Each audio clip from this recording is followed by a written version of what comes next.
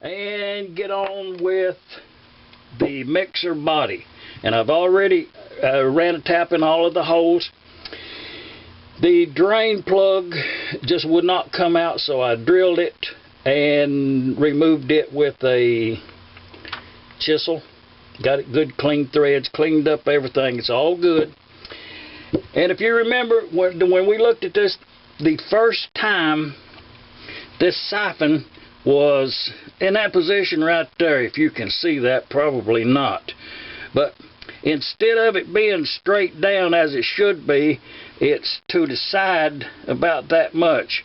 So you would have to have a real high level of fuel in order to get a suction. And also, when the fuel level is that high, you actually get a gravity effect.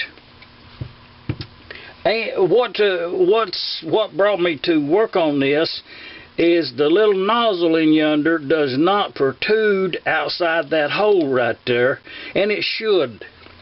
And the reason being, when someone put this together, they put a rubber washer in there, and I put some thread dissolve. I put some PB Blaster on there, let it set for just a minute, and by luck, pure luck, that did unscrew. I'll show you what went wrong. This one, the facets are worn off of that one, and I had one over there with the same patina that's really good. That we'll use this one as a replacement. And this right here comes out.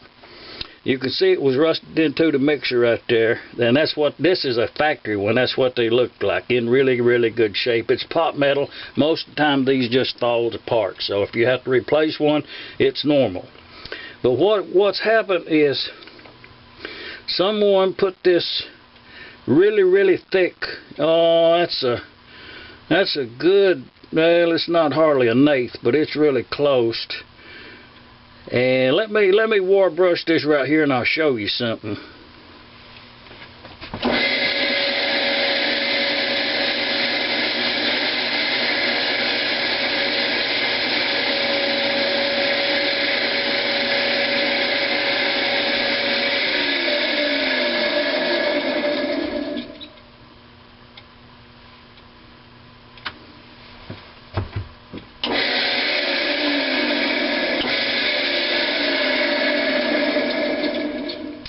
It does have a IEC part number on it there. The threads are good in this one. It's really good. And what is supposed to be down here, and I had one of these laid aside for future use. It's a copper gasket, little copper gasket. This one has been used and it's already crushed a little bit. But I'll put some of that there gasola sealer right there, and it'll work just fine. But that will set the correct depth with the little gasket, the copper gasket. That's original equipment. Goes on there. This one goes down in the back part, down in between those two things in the bottom, and then into that hole in the mixer. And then this part right here would get a little bit of sealant, not very much, there on the threads also, because the fuel level is, as at this point right here, that's the spill level. Goes over to the return line, right, this height right here. So the fuel level in this mixer will always be at that height. And it's just a little bit above the bottom of these threads. So if you put a little sealant on here, you won't have no leak there. But this goes up in there, and if you bring that out, you can see that it just fits right in like that. No gasket. Putting this back in there, and now you can, if you can't see down in yonder, but when you look down in this interior, this being in like this right here. And that's the reason that you use this thing, one of these, with a taper on it.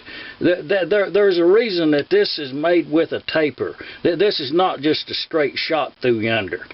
And the reason being is the venturier effect.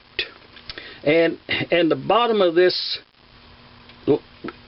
level right there is a cone shape from there down. And this is a cone shape from here up. So what you end up with is I got no paper out here. Let's see. We should draw that. We should at least make an attempt to. What you end up with is that right there, like that, exaggerated. And if you put one of these venturier sleeves in it that's just a straight piece of pipe, what you end up with is like this, just a straight shot. It's not good. But so anyway, to get on with it, this would go here, this go here, and this go here, and this go here. So at that point we're back to right again. Everything is correct. We're good to go on the mixer. Leave a comment. Just leave a comment. That's all I can say. The original needle valve, original spring, no cadmium as yet, and will not be. Set this aside. What was the next thing to talk about? Is these things right here. This is the part that holds. Might as well to go in. We found this original uncleaned EK mag bolt. These things right here, these plates that goes on to hold this eccentric on here, and they do have some timing alignment marks on here. And the correct way to and I done already cleaned all this up, put it all back on there. It works really good. I've done it in another video, so there was actually not much reason to go through this again, other than I did replace the retard and advance lever with the correct one. The subject here is these plates that holds this on here. Set this aside. To make the point, this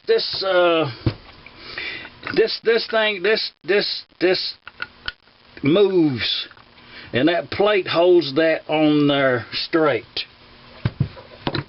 And what happens is these things wears on the back side really bad. And I'll show you one example. This one right here, if you can see it, the ring around there on that, where it turns, this is the inside part, is worn half away on this one. This one is worn more than, this is worn to a sharp edge even on the outside. This one here being on an engine, it would allow this right here to move around.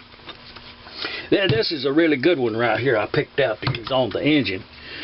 But this is not a part right here that you would reuse. It's just worn too bad. It's an easy part to make. Really easy. But this is for sure a replacement part there. That one's worn, could be used. This is the one that's worn the most, completely all the way around, and it's just paper thin. It's paper thin right there. Several thousandths of wear, beyond use.